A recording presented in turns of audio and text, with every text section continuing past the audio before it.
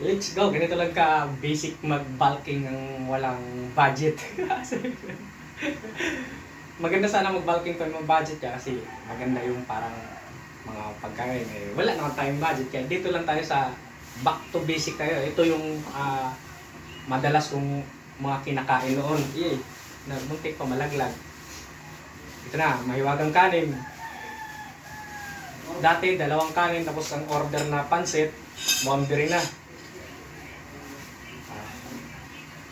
Tapos, di pa rin mawala yung pansit.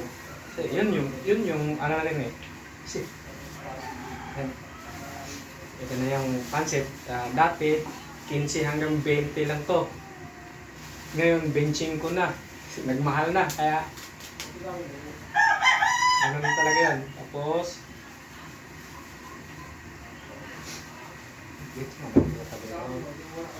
ito na. Dinuguan. Ito yung dinuguang Bisaya. Talagang puro lang ang loob lang to. Sa iba kasi pagka sinabi nilang dinuguan, may mga taba na nakahalo. Ito, doon sa Sokoy ko kasi talagang probinsyano yun, Visayas, taga Visayas pala. Visayas o Mindanao. Basta parang ganun. Kaya, yun yung sinasabi ko. Kaya, let's go na. Kain na.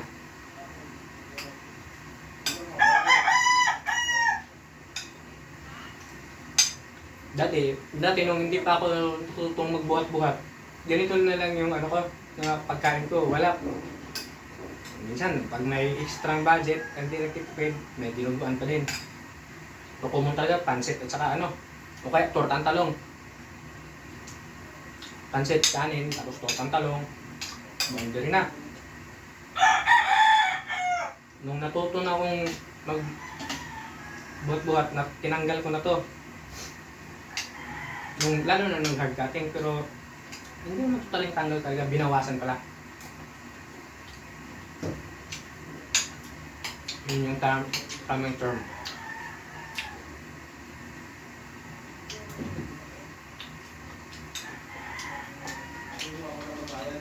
Mayakat kasi yung ngayon tapos yung pinapaksil ko, hindi pa lutok.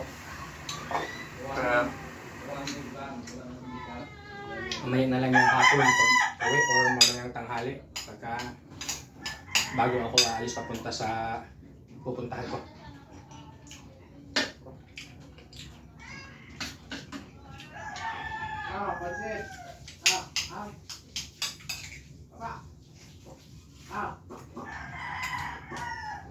Ngayon kasi parang wala pang restriction dyan yung kain.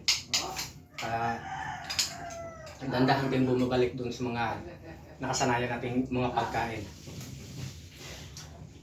Nakakamiss din kasi yung mga pagkain yun eh. Kasi yun yung kinalakihan nating pagkain.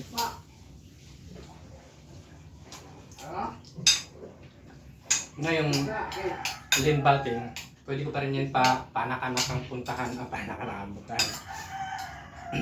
Kasi wala pa naman ganong restriction sa kain eh.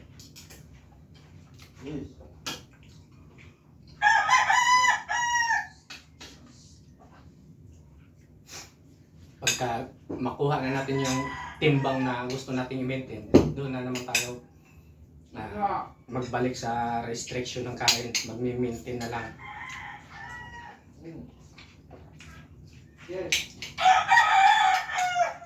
Hindi na pwede yung bara-bara kasi baka mag-overweight naman tayo, mahirap na pagdating ng cutting, yun na yung problema. Maganda yung ma-maintain natin yung body parts natin sa striking distance lang pag sila pa. Madali na lang laruin yun sa cutting eh. Ayun kasi sa mga napanood ko rin mga videos, dirty bulking at saka yung clean bulking, parehas na naman yung result. Ang advantage na lang daw talaga sa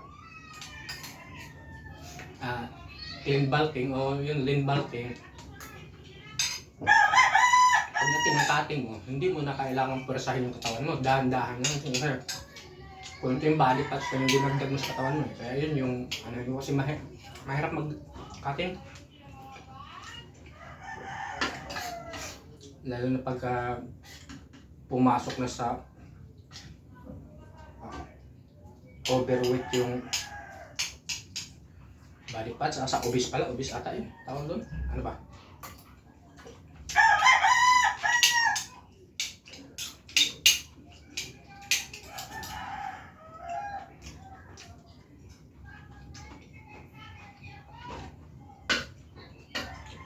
Ayun yung mahirap, ang tagal magbawas ng timbang, pero pag magdagdag ka ng timbang,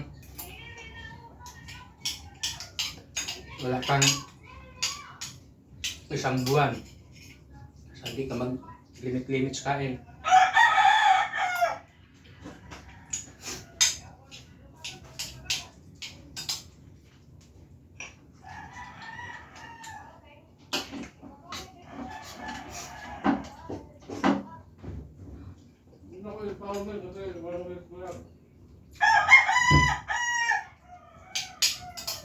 Naubos na yung sasabihin ko. Ano kasi, wala kasi akong may post na iba eh, kasi hindi pa ako nagbubuhat ngayon. Di ba galing sa competition, tawag ito? Sinisponsipon ako. Kaya pinaparecover ko muna yung katawan ko bago ako magbuhat ulit. Isa din, tapos na yung monthly ko sa gym, short budget, isa din yun. Pero pwede naman sana mag-persist yun. Pero naisip ko, pahinga na lang.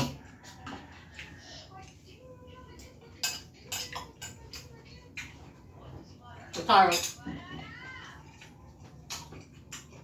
pinipira rin ako ng pinagbubuhat ng gym na libre mo na ng ilang linggo sa gym.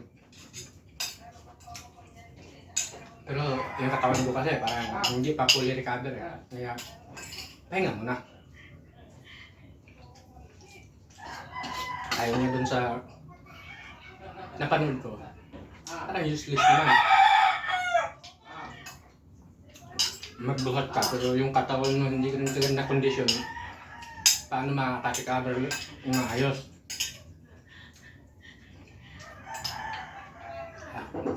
Pag mayroon ka rin maramdaman, pahinga mo muna para pagka okay na kondisyon ng katawan mo, saka magbuhat ulit para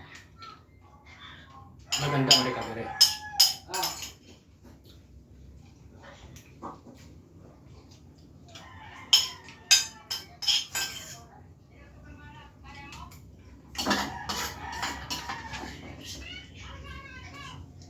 Tinanggal yung ano dyan. Alos yun dyan. Mamaya bumagsak yan.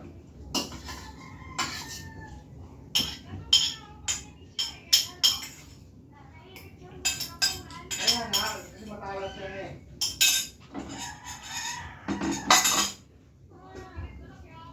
Matalas kasi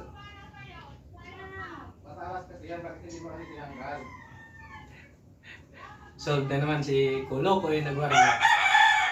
Okay, yun na yung chismis ko ngayong araw na to. Chismis na yan kasi wala namang kung mga ebidensya. Yung mga pinagsasabi ko, galing lang din naman yun sa mga napanood ko. Hindi ko rin kung gaano ka-legit yung ebidensya nila doon. Kaya yun yun. Let's go na.